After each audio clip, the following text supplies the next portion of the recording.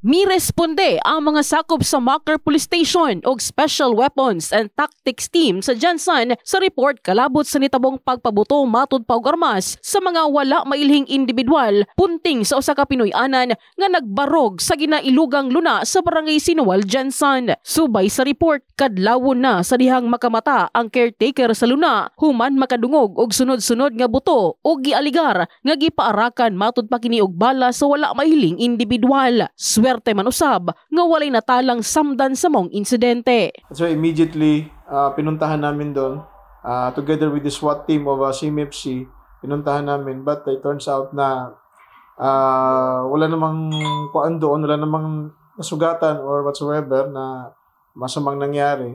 And we invited yung mga katabing bahay to profile them at ano ba nangyari.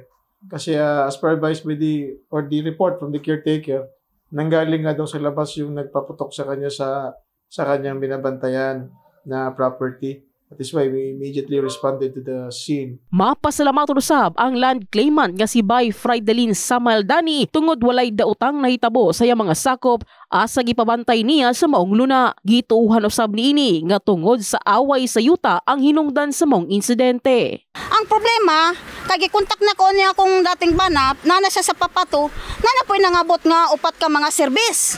Nga kani, na dawat na kong informasyon nga magporsige sila magkural o kaning magsorbe kay ila daw kuno ni.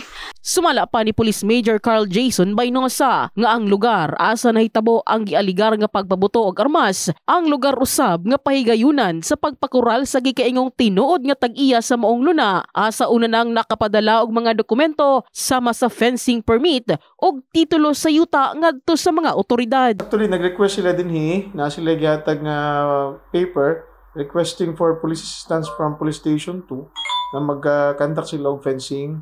However, that place is considered a disputed area kasi may mga what you call na mga parang clans and kailangan talaga ng assistance ng PNP natin to avoid further escalation doon or any whatsoever na untoward incident na may mangyari. Actually ma'am, mga lagyan ng nahitabo ma'am, nakuratan na lang ko nga, gipukaw ko dito sa tribal court.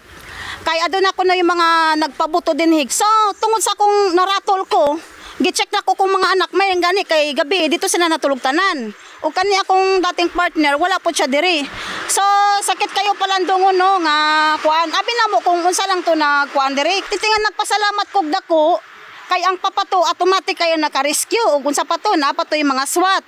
Sa gipadalang mensahe sa wala na nagpailang tag-iya sa luna, gibutyag niini nga dili na una siya muhatag og komento kalabot sa moong aligasyon ug ang pagpahigayon og pagpakural sa luna alang na usab sa iyang seguridad. Samtang padayon ang ginahimong investigasyon sa kapulisan kalabot sa aligasyong pagpabuto og armas. Una nang giklaro sa kapulisan nga wala sila'y dapigan sa isgutan ng land dispute, inay prioridad nila nga walay kagubot nga mahitabo ug masigurong magpabilin ang kahapsay og kalinaw sa lugar.